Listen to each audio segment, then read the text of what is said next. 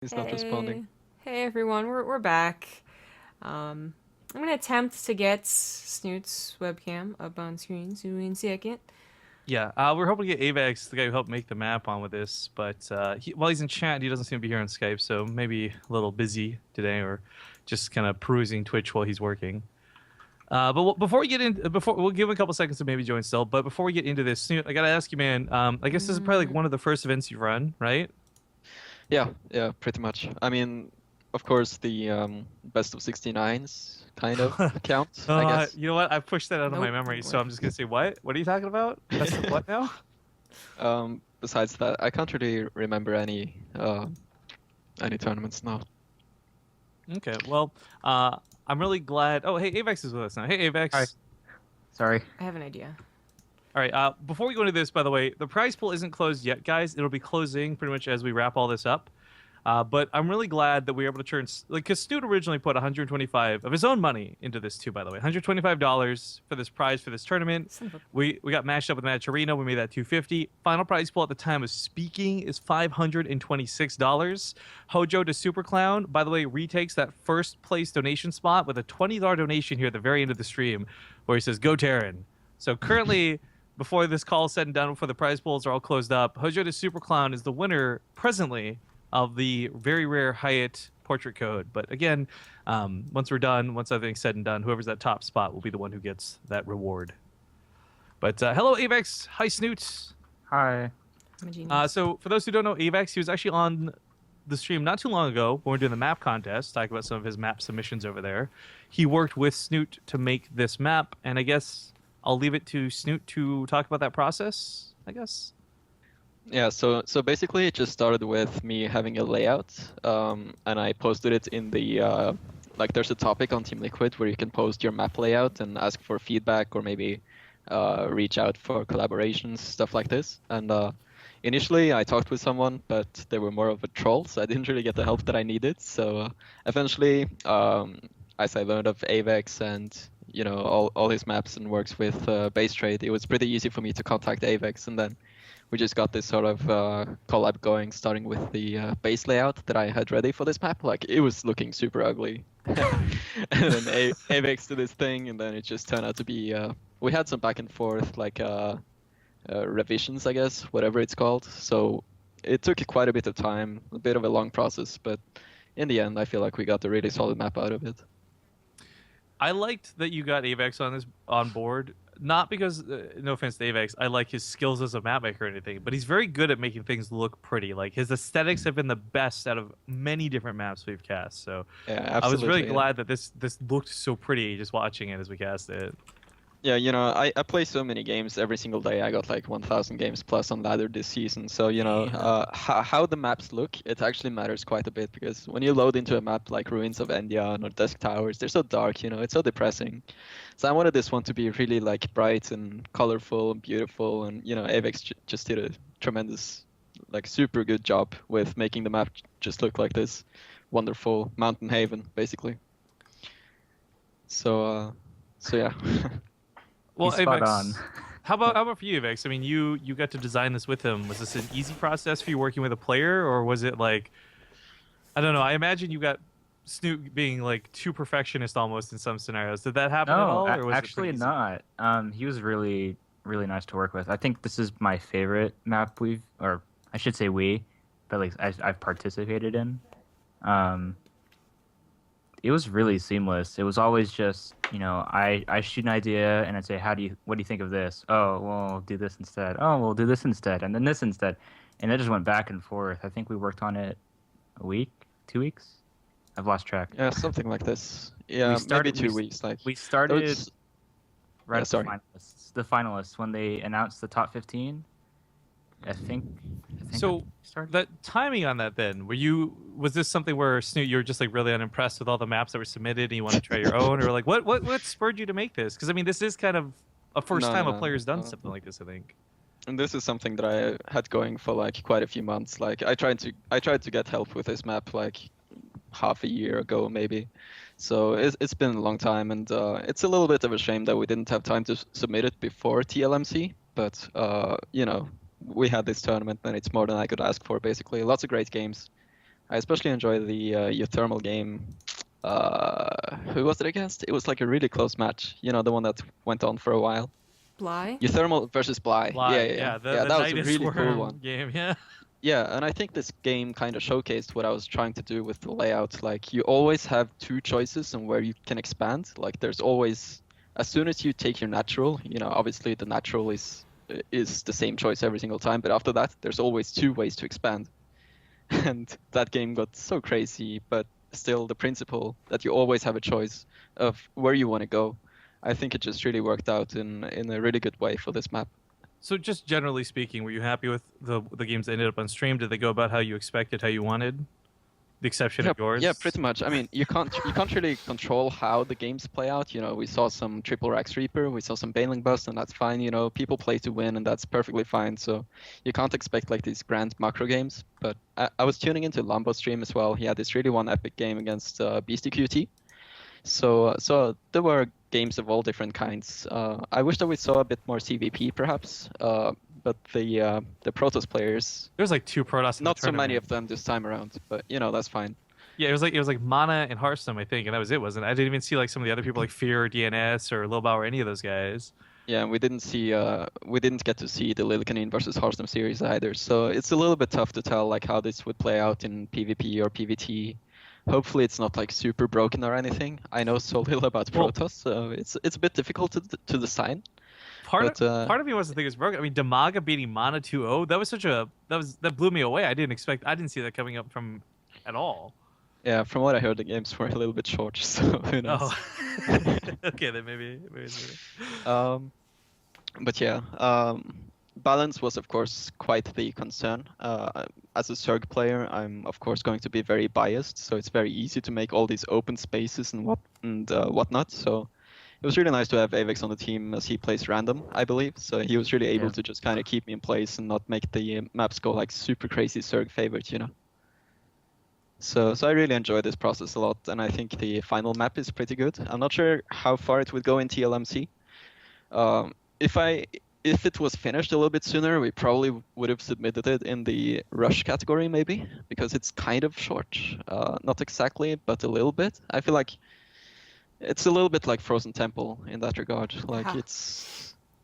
it's kind of the same, but it's a bit smaller, and the 5th and 6th bases are a little bit more interesting, I think, than on Frozen Temple, where we had bases in the edges, but now you have this kind of rotational thing going on, which is very unique to this map, I think.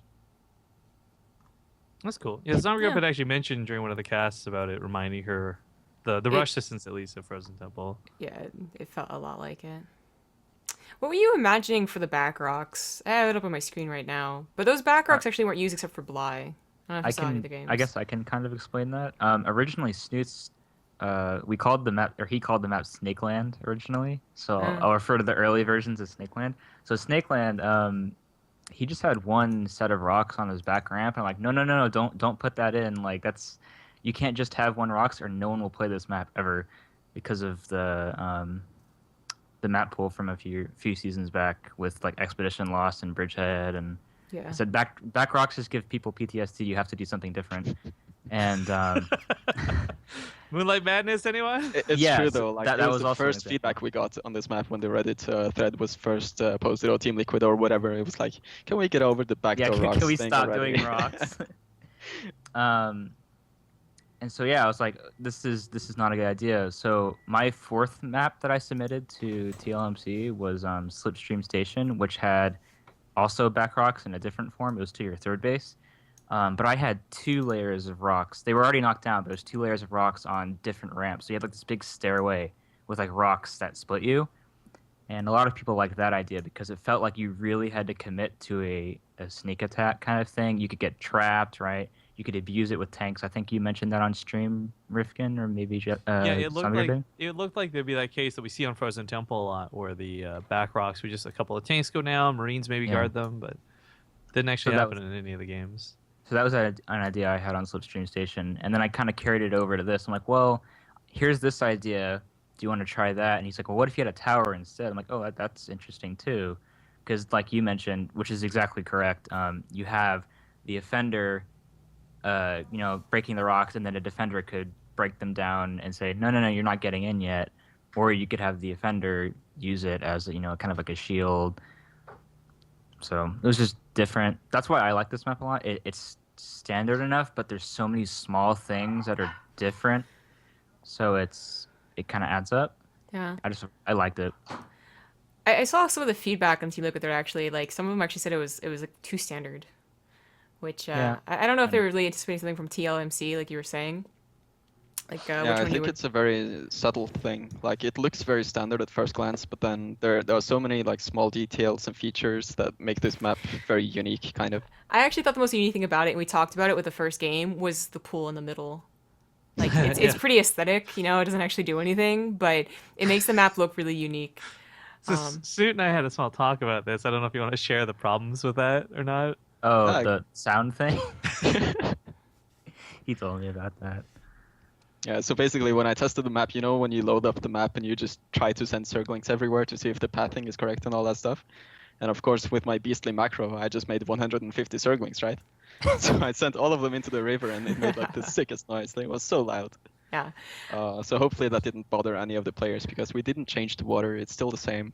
And we didn't hear much as observers, at least, so I don't think it could have been that problematic. Okay. I don't even know if we could fix it. There's no sound tab or anything when you modify water in the editor. There's nothing for sound, so I have no idea what we would do. Yeah, Generally, the concern for water is reflections. That's why we stopped seeing water after like Belshire Beach and that one other map. I guess Ohana had that problem too, the early Ohana. Generally, Blizzard doesn't like us having a lot of water because it has to render everything twice, right? Any doodads, any models, or twice. So what I did is I just turned the reflections off. There's a slider that gives you reflection power. Like, I'll just put it at 0. Yeah. I remember actually there was a map that had a waterfall. I don't know if you remember what it was, but whenever you go over that as an observer or a player, you could hear it in your ears very clearly. Yeah, Tal'Darim. Was it Tal'Darim? Tal'Darim. Oh, wow. Yeah, that was a long time ago then. But yeah, that's what I thought the problem might be similar to. I'm surprised there's no slider, though. We can, for at least doodads, we can turn off sound. I guess waterfall to doodad. Yeah, so Huh. I'm working on a map right now. I've kind of teased on it on Twitter. There's a doodad I found from the campaign. It's the orb that has the 3 races on it spinning around. That is the most loud doodad I've ever heard in my life, and it won't shut up. Even if I disable it in the editor, where I say don't emit sound, it blares the loudest thing. I was messaging nice username. Please put this doodad down. It's so awful. So, of course, I don't want to keep you guys too long. I just want to quickly shout out. We got almost a bit of an end of stream bid war going on for this portrait code as Hero Center and Hojo to Super Clown are fighting back and forth. Now at $80 and $76 each donated, with Hero Center currently leading. It has brought the prize pool up to $551. So already like 50 more than when the tournament ended. So that's more than I ever imagined for this tournament. I was expecting something like 350 at most, So it's just absolutely crazy what the community can do to back up tournaments like this. This is what I love about that too, right? Like Match Arena is one thing, and it's kind of cool. You get that public hype, and that was like one of the reasons I suggested you partner with them on this. But the other part of it is I know just like there are people who are super passionate about StarCraft. Like, and this is gonna get a little bit ego strokey. If you guys go to the rest of Match Arena and look at the other tournaments like Overwatch and some of the LoL stuff they've tried to host, it's like 3 people donate and that's it, and everyone else uses coupon codes. What we've consistently had happen with our StarCraft events that I'm really proud of is like people will donate, whether it's $5, $20, $50. Like you can actually see there's a huge community that wants to keep making sure StarCraft is not a dead game. Like, so whenever we have like those negative talks, I always think back to these sort of tournaments. For example, today's, and you see how many people got involved. They wanted to make sure that this prize pool was awesome for the players and everyone got rewarded. And of course, Snute made sure people got paid out to the 8th place too. So again, that money gets spread out pretty nicely amongst many players. Yeah, it's good. The spread pools are very nice, I think. Of course, there's a little bit of randomness involved in online tournaments always, so I think the players appreciate. And, when you have this much support, then the prize pool is, no matter where you place pretty much, it's still a pretty significant amount, right? Yeah. So it's good fun. So let's wrap this up. Let me ask you, Snute, what are your goals with this map now going forward? Like, do you want to keep pushing this for the next map contest? Are you hoping maybe some map maker or tournament hosts like pick it up? Like, What would you like to see happen going forward now that we've played this out? No, I'm pretty happy with this. Like, we made this map. I just wanted to see how it played out once, kind of.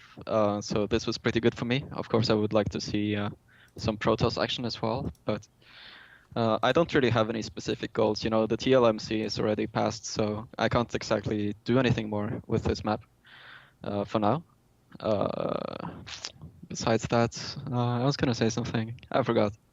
Yeah, I don't really have any specific plans for this map. You know, obviously it would be cool to see it a few more times, but it's mostly down to if players like it or not. And I guess what I kind of wanted to prove with this layout is that games can be really exciting if you kind of push the bases a little bit closer to each other. And I think the circle layout is very cool. Like, I try to take elements from all these maps that I personally enjoyed, like Coda, Overgrowth, at least certain parts of it, and Cloud Kingdom as well. Frozen Temple, you could see the rocks in the middle, like the lightning rocks and stuff. You could basically see the inspiration from those maps in the layout itself. And I just wanted to take the layouts that I knew that players would possibly enjoy at the very least, and just combine them into this one map. And add some backdoor rocks, you know, just to be silly. And it worked out. Besides that, I don't really have any ambitions. I just wanted to see if games on a somewhat standard map could be exciting without having to resort to too many weird things, like having the third base really far off, having the fourth base really far off, like on Sejong, where the fourth base is just really difficult to take, right? Every map has a lot of character nowadays, so I wanted something that was a little bit of a step back, kind of, but still with a lot of unique features to it, I guess. That's And, cool. yeah, I got some feedback from the players. Not really a whole lot, because pro players are usually very quiet, right? But Well, some until players someone enjoyed brings it. balance into the equation, and everyone gets very loud. Yeah, Like, of for course. example, your game versus Neeb has created some of the most controversy we've seen Oh, yeah. in a long time. And on my Oh, map yeah. too. Oh yeah, I was on Invader too. What do you know? Yeah, that's how it goes, right? That would never happen on this map. I have to say, generally, pro feedback, when it's balance concerned, can be the funniest feedback. Snute messaged me yesterday when he was playing versus Neve. I'm not gonna say what he said, but it was really fucking funny. Something about Protoss. You know how it Something goes, right? Protoss. Protoss. I would have to agree with Snute. The tournament was pretty successful. Now that we know what the next pool is, though, maybe one map might get replaced. Hint, hint. On Ting. Ugh, Maybe. Yeah. maybe. Maybe. No Maybe. pressure. No pressure. I've got some strong feelings. I will say, actually, going back on that, I was actually considering bringing Detox back again. Detox was seriously the funnest map we've had in a If you while. want I to. mean, Snute versus Ryong, like, since we got Snute here, was a crazy game. Okay, sure, and that was like a big example of it. But between Mana and Hydra and some of the guys we saw in like Corsair Cups playing on it, like legitimately, that I think Detox is one of the funner maps we've seen on the channel. And what I liked about it, and I'm not sure if this gets influenced by whether it's Snute making maps or you making more maps, Avex, is I really like that it gave attackers the advantage in so many ways, because we're so used to defenders supposed to be having the advantage, right? High ground, chokes, etc.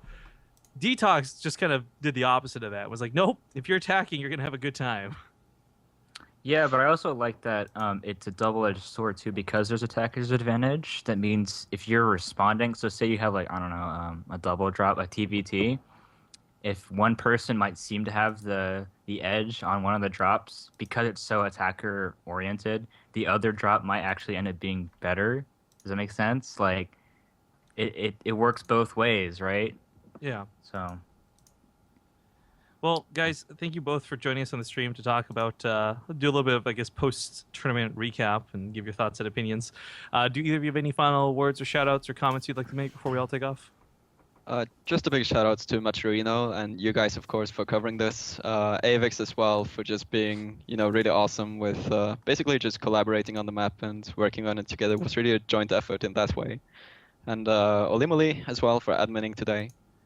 And of course, to everyone who supported the tournament by watching or donating or using the coupon codes. I'm just really grateful that we can get behind tournaments that also are out, a little bit outside the norm. And I got some messages from other map makers as well that would be very interested in showcasing some of their maps. So, just I think it would be cool to have this type of format kind of become a thing. But it takes a little bit of effort to get going. But with just judging by this level of support from the viewers and the community, then I think that if someone has the time to organize it and get a little bit of a starting price, for example, basically just repeat everything that went so well today. And if people enjoyed tournaments like this, be it players or the viewers, then I would love to see more tournaments like this in the future. Yo, I gotta say too, just on that note, I would really like to see players get more involved in general. Like we had to entice people with like a $4,000 map tournament just to get them to test a lot of the maps. And map makers were really grateful for the insanely invaluable feedback that they almost never get.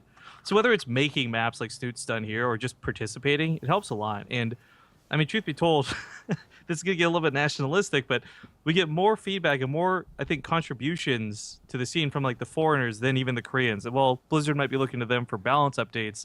I'm really glad we got people actively trying to push things here, I guess. Yeah. I guess I'll do my stuff then. You can follow me on my Twitter, SC2_Avex. I'll post it in the chat. I also wanted to make a note. So I'm pretty close to Snute, I guess, now. But if any pro player is watching, I'm free to collaborate. I'm sure other map makers are too. Kentuva, Mevis, he retired. Never mind. A bunch of other What, his map map makers. didn't get picked and he retired? Is that what just happened? God, I don't know how to pronounce his name. Aitzel, maybe. He retired quite a while ago. But a lot of map makers, I was told, like, this has apparently been tried before. Like, this whole player map maker thing, apparently it was tried before, it didn't work out. So I guess it's time, this is the right time. Yeah, I'm pretty happy with what's going on now. I'm not really doing anything now that TLMC is over. I'm making a new map that's based off of Overwatch because I got a lot of based off. I want StarCraft 2 Numbani, please. Avex, please. You're on slightly the right track. There's some hints there that you might get. There's a certain hero I'm basing everything off of, and it's like all over my Twitter. If you go to my Twitter, you'll see everything that I'm doing. What shameless promotion. I mean, seriously, Avex. Well, I post on Reddit, but I don't know. I post controversial opinions on Reddit, so I don't like to plug it as much. Oh, okay. Well, I just went and I see who it is. Okay. Yeah, now it makes a bit more sense. Let me see. Any questions in the chat that I might have missed? I do stream a bit. I don't like to talk when I'm streaming. I find it really difficult to accurately depict my thoughts. So I generally put like ambience on. Yeah, we can't all be Snute, dude. And then I'll like map over it with like ambience that is according to the map. So I've streamed like 3 times in the past week. So I have like 3 maps that I'm working on. One is the one that's on Twitter. I don't think... Oh, thank you for supporting me on TLMC. Namaste got 6th place for anyone who was wondering, so I didn't get any money for it. But I just want to state, I think Dasan Station getting picked for the ladder is highway robbery, but that's a whole other can of worms. Do we want to talk about Dasan Station? Maybe another time. We kind of got to wrap this up. But thank you again, Avex. Thank you again, a lot Snute. of opinions on that map.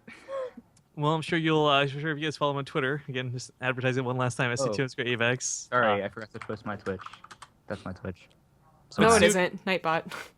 Wow. Yep. Fuck you, Nightbot. 1 second. Well, fuck you for not subbing, man, or else you wouldn't have gotten timed out in the first place. Hey, right? I haven't gotten my $100 payout from Blizzard yet, so... All right. Again, Snute, thank you so much for joining us. Avex, thank you so much for joining us. I hope you guys have a wonderful day. Last question before we go. Snute, do you want us to release the replays from the games we cast today publicly, or how would you like this handled? I'm not sure. We can talk about that after. Okay. So, guys, maybe... We'll figure it out. Yeah, as people were asking, so that's why I'm asking here. So maybe you guys will see some replays, maybe you won't. We'll get that posted later. If we can just post them in the Team Liquid topic, if that's the case. Yeah, sure. So keep an eye on the Team Liquid thread. Again, thank you guys both for joining us. Guys, we're going to run one last set of ads, come back and do our sponsor shoutouts. So goodbye and take care, and we'll see you guys in a bit. Goodbye. Wow, Euthermal's following me now. Hey everyone, thanks for watching those ads. Hope you enjoyed the interview with Snutes and Avex, and they'll definitely be up on YouTube. Yeah. I mean, today, tomorrow. I mean, it's gone up real quick. Joey's been actually doing a really great job. As want to mention, the final prize pool for this ended up being $572.60. It's officially closed now. Hero Center has locked down that first place. Woo! So congratulations, Hero Center. I'll need you to get in contact with us. Send a message here on Twitch with just a screenshot of you logged into Matcherino so I can verify it's you. And we'll get you one of those very rare, very exclusive House of Boot Time portrait codes. There's seriously none available. That we have like the last 15 in existence. So congratulations on your incredibly rare snag. Yep. That being said, thank you guys so much for joining us. We do want to talk about the current update, but we're gonna save that for YouTube exclusive content. We really are trying to grow our YouTube best we can, guys. So we got some co-op stuff that's been uploaded there exclusively, never streamed. You can only see it on YouTube, so youtube.com/BaseTradeTV. That's also we're going to be uploading. I guess we'll have a talk. We'll see if we can grab some players to talk about it too. But you can expect me and ZombieGrub to discuss the most current community updates, where they talk about Queen range potential increases and new maps going forward. Mm-hmm.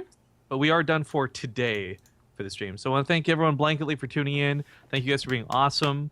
We're about to just kind of sell out for a moment, but real quick before we do, the most pertinent thing would be the Teespring campaign, as it ends in less than 30 hours from now. So if you guys want a chance to get your hands on Team Hearthstone or Team Drogo shirts and support them and the players and the teams, it's your last day to really do so.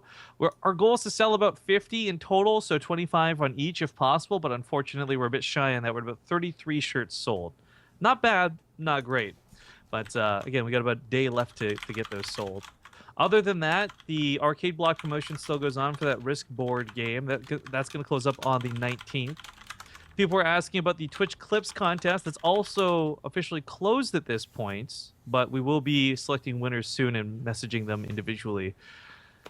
Shy of that, our regular sponsors, I guess our regular sponsor first of Matcherino, again, big thanks to Today for making this possible. $572 is wicked awesome. And I said it during the interview, but I really want to reiterate it. It is seeing the passion of people getting involved, whether it's donating to us here on the channel to help us make events or donating to a platform like Matcherino.